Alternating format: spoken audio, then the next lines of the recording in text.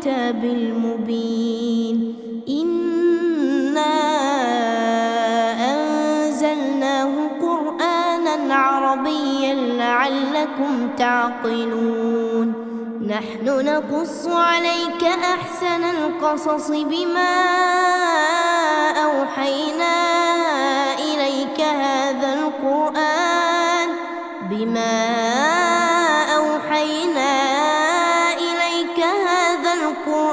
وإن كنت من قبله لمن الغافلين إذ قال يوسف لأبيه يا أبت إني رأيت 11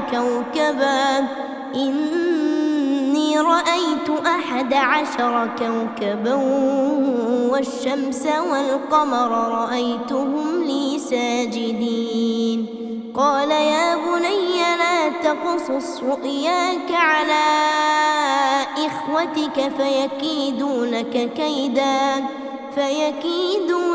كيدا إن الشيطان للإنسان عدو مبين وكذلك يجتبيك ربك ويعلمك من تأويل الأحاديث ويتم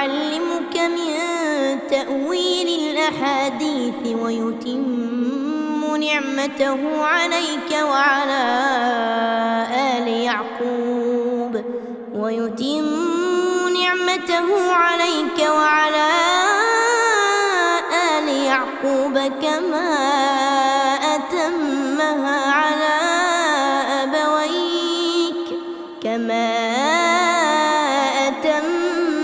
على أبويك من قبل إبراهيم وإسحاق إن ربك عليم حكيم لقد كان في يوسف وإخوته آيات للسائلين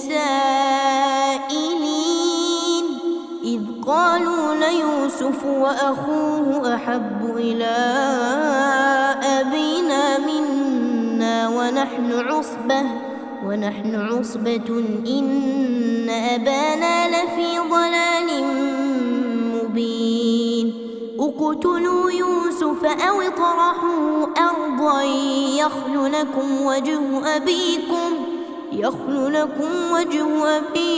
وتكونوا من بعده قوما صالحين قال قائل منهم لا تقتلوا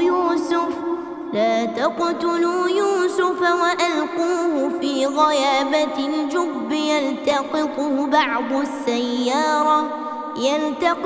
بعض السيارة إن كنتم فاعلين قالوا يا أبانا ما لك لا تأمنا على يوسف وإنا له لناصحون أرسله معنا غدا يرتع ويلعب وإنا له لحافظون قال إني ليحزنني أن تذهبوا به وأخاف أن يأكله الذئب وأنتم عنه غافلون قالوا لئن أكله الذئب ونحن عصبة إنا إذا لخاسرون فلما ذهبوا به وأجمعوا أن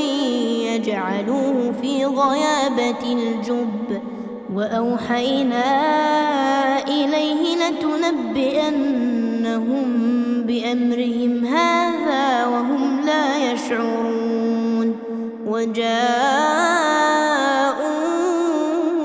أباهم عشاء يبكون قالوا يا أبانا إنا ذهبنا نستبق وتركنا يوسف عند متاعنا فأكله الذئب وما أنت بمؤمن لنا ولو كنا صادقين. وجاءوا على قميصه بدم كذب قال بل سولت لكم أنفسكم أمرا فصبر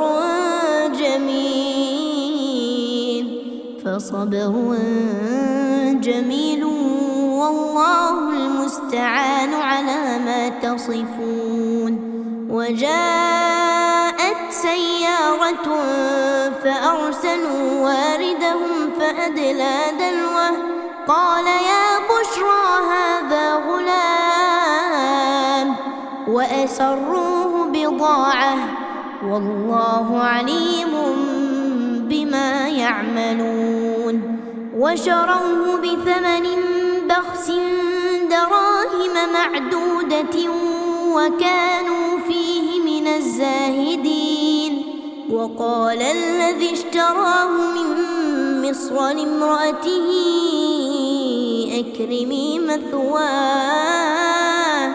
أكرمي مثواه عسى أن ينفعنا أو نتخذه ولدا. وكذلك مكنا ليوسف في الأرض ولنعلمه من تأويل الأحاديث والله غالب على أمره ولكن أكثر الناس لا يعلمون. ولما بلغ أشده آتيناه حكما وعلما وكذلك نجزي المحسنين. وراودته التي هو في بيتها عن نفسه وغلقت الأبواب وقالت هيت لك قال معاذ الله إنه ربي أحسن مثواي إنه لا يفلح الظالمون. ولقد همت به وهم بها لولا أن رأى برهان ربه كذلك لنصرف عنه السوء والفحشاء إنه من عبادنا المخلصين. واستبق الباب وقدت قميصه من دبر وألف يا سيدها لدى الباب قالت ما جزاء من أراد بأهلك سوءا إلا أن يسجن أو عذاب أليم. قال هي راودتني عن نفسي وشهد شاهد من أهلها إن كان قميصه قد من قبل فصدقت وهو من الكاذبين. وإن كان قميصه قد من دبر فكذبت وهو من الصادقين. فلما رأى قميصه قد من دبر قال إنه من كيدكن إن كيدكن عظيم. يوسف أعرض عن هذا واستغفري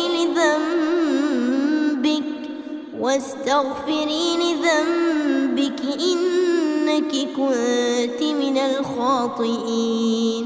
وقال نسوة في المدينة امرأة العزيز تراود فتاها عن نفسه قد شغفها حبا إنا لنراها في ضلال مبين. فلما سمعت بمكرهن أرسلت إليهن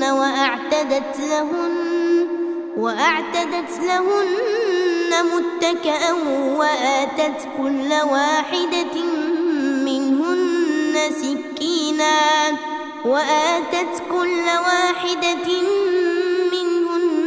سكينا وقالت اخرج عليهن فلما رأينه أكبرنه وقطعن أيديهن وقلن حاش لله ما هذا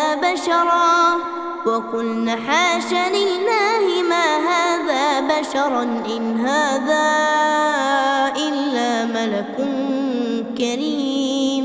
قالت فذلكن الذي لمتنني فيه ولقد راودته عن نفسه فاستعصم ولئن لم يفعل ما آمره ليسجنن وليكونا من الصاغرين. قال رب السجن أحب إلي مما يدعونني إليه وإلا تصرف عني كيدهن أصب إليهن وأكن من الجاهلين. فاستجاب له ربه فصرف عنه كيدهن إنه هو السميع العليم. ثم بدا لهم من بعد ما رأوا الآيات ليسجننه حتى حين. ودخل معه السجن فتيان قال أحدهما إني أراني أعصر خمرا وقال الآخر إني أراني أحمل فوق رأسي خبزا تأكل الطير منه نبئنا بتأويله إنا نراك من المحسنين. قال لا يأتيكما طعام ترزقانه إلا نبأتكما بتأويله قبل أن يأتيكما ذلكما مما علمني ربي إني تركت ملة قوم لا يؤمنون بالله وهم بالآخرة هم كافرون واتبعت ملة آبائي إبراهيم وإسحاق ويعقوب ما كان لنا أن نشرك بالله من شيء ذلك من فضل الله علينا وعلى الناس ولكن أكثر الناس لا يشكرون. يا صاحبي السجن أأرباب متفرقون خير أم الله الواحد القهار. ما تعبدون من دونه إلا أسماء سميتموها أنتم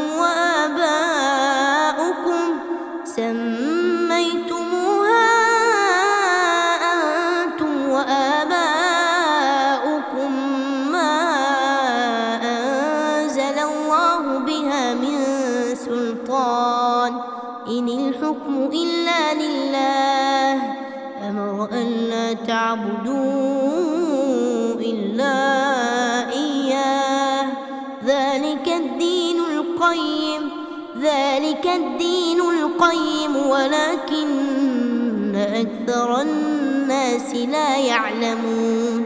يا صاحبي السجن أما أحدكما فيسقي ربه خمرا وأما الآخر فيصلب فتأكل الطير من رأسه قضي الأمر الذي فيه تستفتيان. وقال للذي ظن أنه ناج منه اذكرني عند ربك اذكرني عند ربك فأنساه الشيطان ذكر ربه فلبث في السجن 9 سنين. وقال الملك إني أرى 7 بقرات سمان يأكلهن 7 عجاف و7 سنبلات خضر وأخر يابسات. يا أيها الملأ أفتوني في رؤياي إن كنتم للرؤيا تعبرون. قالوا أضغاث أحلام وما نحن بتأويل الأحلام بعالمين. وقال الذي نجا منهما وادكر بعد أمة أنا أنبئكم بتأويله فأرسلون. يوسف أيها الصديق أفتنا في 7 بقرات سمان يأكلهن 7 عجاف و7 سنبلات خضر وأخر يابسات لعلي أرجع إلى الناس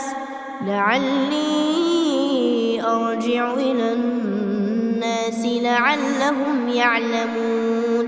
قال تزرعون 7 سنين دأبا فما حصدتم فذروه في سنبله إلا قليلا مما تأكلون. ثم يأتي من بعد ذلك 7 شداد يأكلن ما قدمتم لهن إلا قليلا مما تحصنون. ثم يأتي من بعد ذلك عام فيه يغاث الناس وفيه يعصرون. وقال الملك ائتوني به فلما جاءه الرسول قال ارجع إلى ربك فاسأله ما بال النسوة اللاتي قطعن أيديهن إن ربي بكيدهن عليم. قال ما خطبكن إذ راوتن يوسف عن نفسه قلن حاش لله ما علمنا عليه من سوء. قالت امرأة العزيز الآن حصحص الحق أنا راودته عن نفسه وإنه لمن الصادقين. ذلك ليعلم أني لم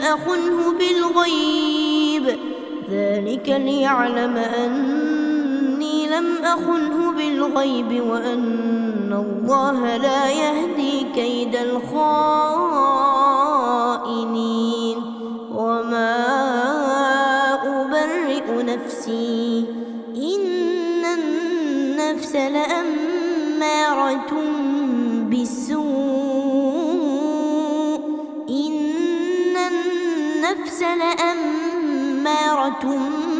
بالسوء إلا ما رحم ربي إن ربي غفور رحيم. وقال الملك ائتوني به أستخلصه لنفسي فلما كلمه قال إنك اليوم لدينا مكين أمين. قال اجعلني على خزائن الأرض إني حفيظ عليم. وكذلك مكنا ليوسف في الأرض يتبوأ منها حيث يشاء نصيب برحمتنا من نشاء ولا نضيع أجر المحسنين ولأجر الآخرة خير للذين آمنوا وكانوا يتقون. وجاء إخوة يوسف فدخلوا عليه فعرفهم وهم له منكرون. ولما جهزهم بجهازهم قال ائتوني بأخ لكم من أبيكم ألا ترون أني أوفي الكيل وأنا خير المنزلين؟ فإن لم تأتوني به فلا كيل لكم عندي ولا تقربون. قالوا سنراود عنه أباه وإنا لفاعلون. وقال لفتيانه اجعلوا بضاعتهم في رحالهم لعلهم يعرفونها إذا انقلبوا إلى أهلهم لعلهم يرجعون. فلما رجعوا إلى أبيهم قالوا يا أبانا منع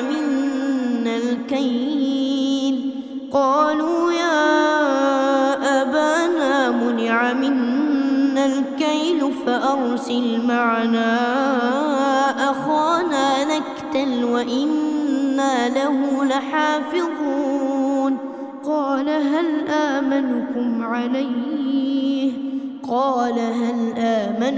عليه إلا كما أمنتكم على أخيه من قبل فالله خير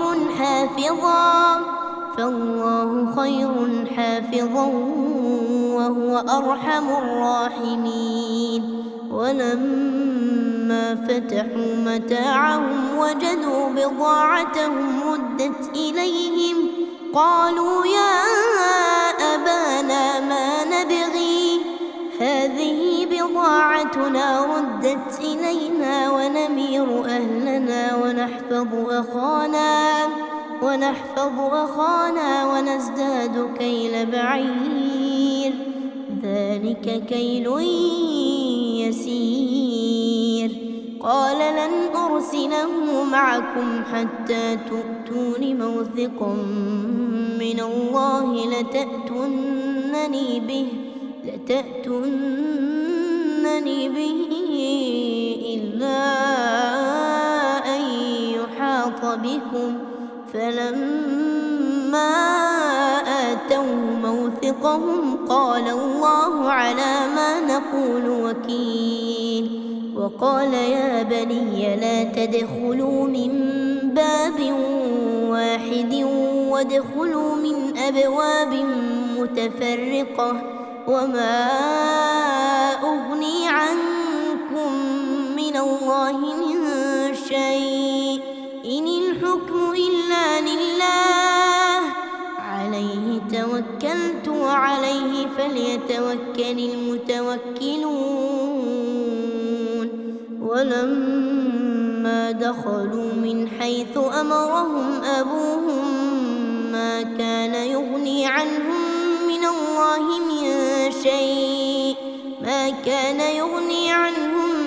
الله من شيء إلا حاجة في نفس يعقوب قضاها وإنه لذو علم لما علمناه ولكن أكثر الناس لا يعلمون.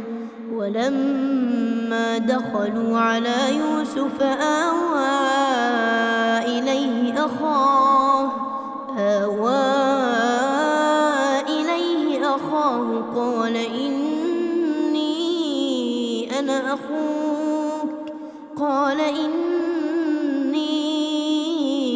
أنا أخوك فلا تبتئس بما كانوا يعملون.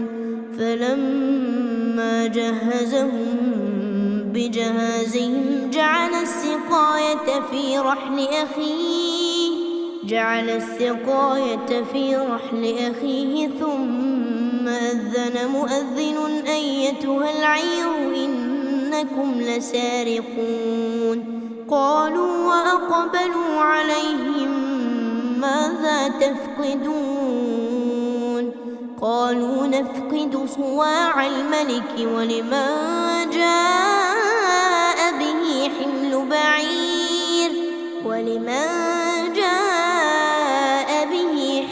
بعير وأنا به زعيم قالوا تالله لقد علمتم ما جئنا لنفسد في الأرض وما كنا سارقين قالوا فما جزاؤه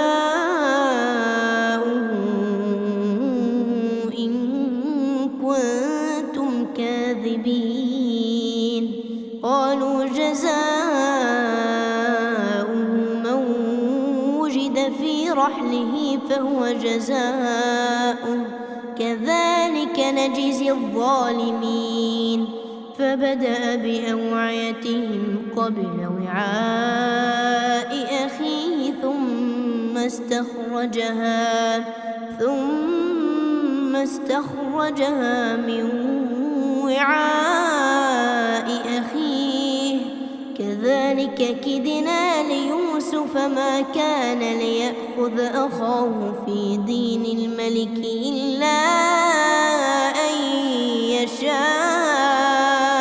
الله نرفع درجات من نشاء وفوق كل ذي علم عليم قالوا إن يسرق فقد سرق أخ له من قبل فأسرها يوسف في نفسه ولم يبدها لهم قال أنتم شر مكانا والله أعلم بما تصفون قالوا يا أيها العزيز إن له أبا شيخا كبيرا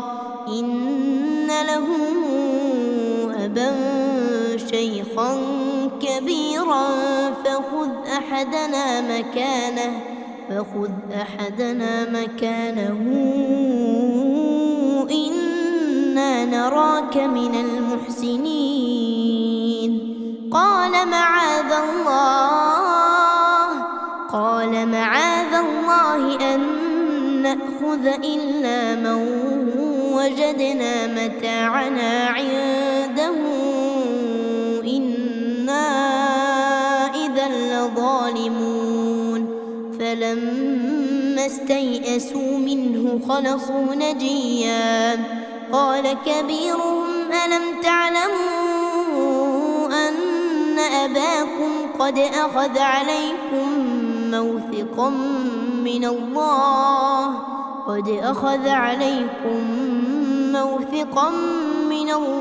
ومن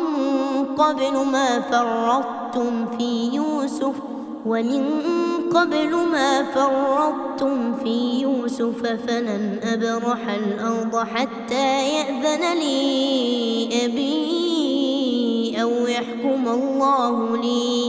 أو يحكم الله لي وهو خير الحاكمين ارجعوا إلى أبيكم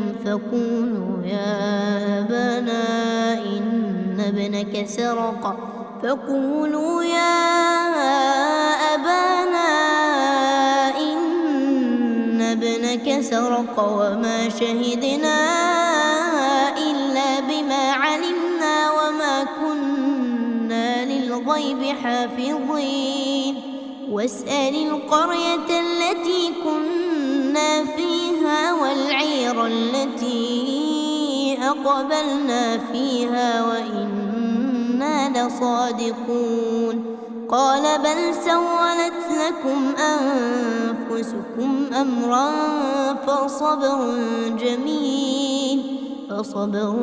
جميل عسى الله أن يأتيني بهم جميعا إنه هو العليم الحكيم حكيم وتولى عنهم وقال يا أسفا على يوسف وابيضت عيناه من الحزن فهو كظيم قالوا تالله تفتأ تذكر يوسف حتى تكون حرضا أو تكون من الهالكين قال إنما أشكو بثي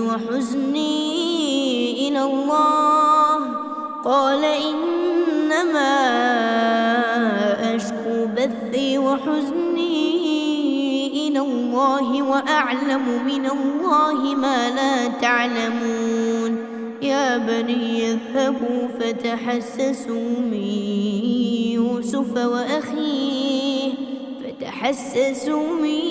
يوسف وأخيه ولا تيأسوا من روح الله إنه لا ييأس من روح الله إلا القوم الكافرون فلما دخلوا عليه قالوا يا أيها العزيز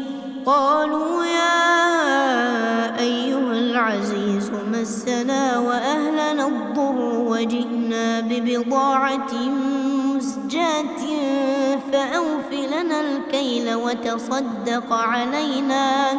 وتصدق علينا إن الله يجزي المتصدقين قال هل علمتم ما فعلتم بيوسف وأخيه إذ أنتم جاهلون قالوا أئنك لأنت يوسف قال أنا يوسف وهذا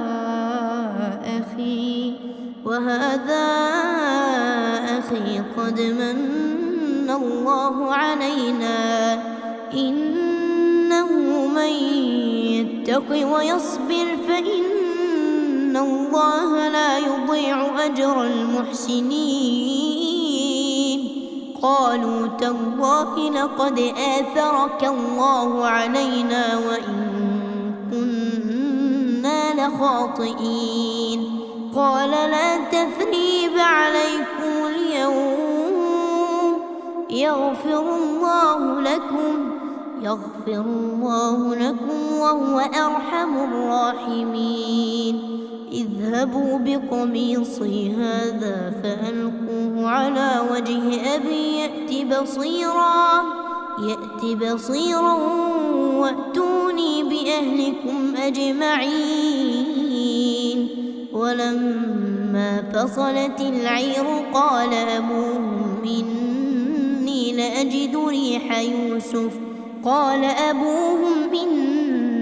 لأجد ريح يوسف لولا أن تفندون قالوا تالله إنك لفي ضلالك القديم فلما أن جاء البشير ألقاه على وجهه فارتد بصيرا قال ألم أقل لكم إني أعلم من الله ما لا تعلمون قالوا يا أبانا استغفر لنا ذنوبنا إنا كنا خاطئين قال سوف أستغفر لكم ربي إنه هو الغفور الرحيم فلما دخلوا على يوسف آوى إليه أبويه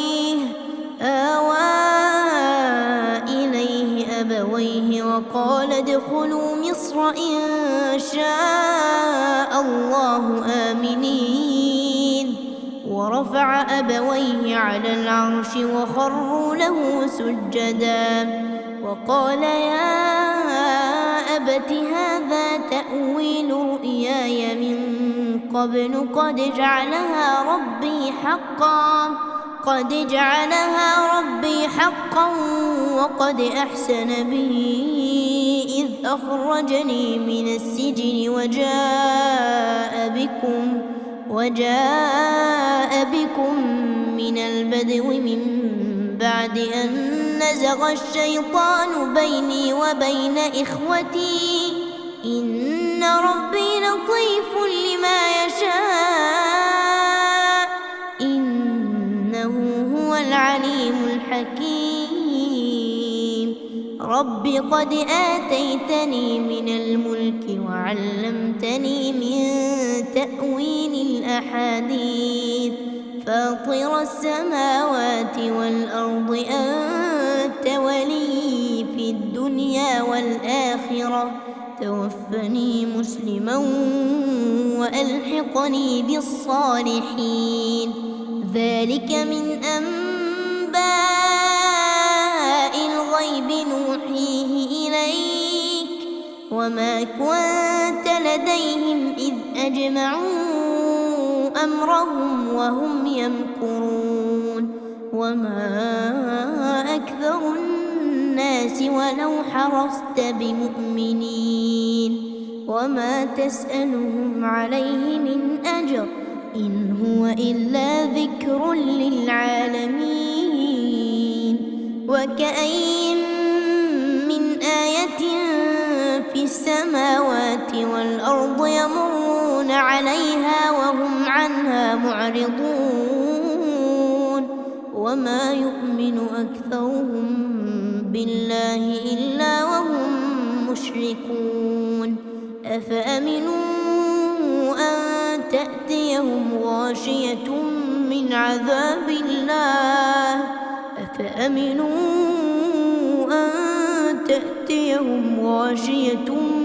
من عذاب الله أو تأتيهم الساعة بغتة وهم لا يشعرون قل هذه سبيلي أدعو إلى الله على بصيرة أنا ومن اتبعني وسبحان الله وما أنا من المشركين وما أرسلنا من قبلك إلا رجالا نوحي إليهم من أهل القرى أفلم يسيروا في الأرض فينظروا كيف كان عاقبة الذين من قبلهم ولدار الآخرة خير للذين اتقوا أفلا تعقلون حتى إذا استيأس الرسل وظنوا أنهم قد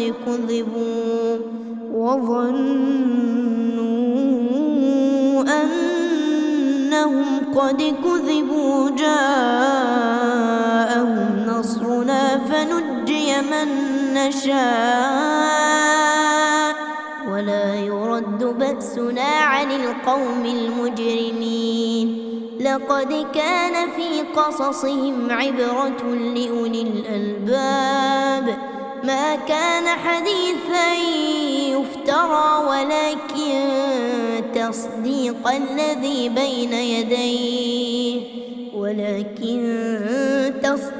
الذي بين يديه وتفصيل كل شيء وهدى ورحمة لقوم يؤمنون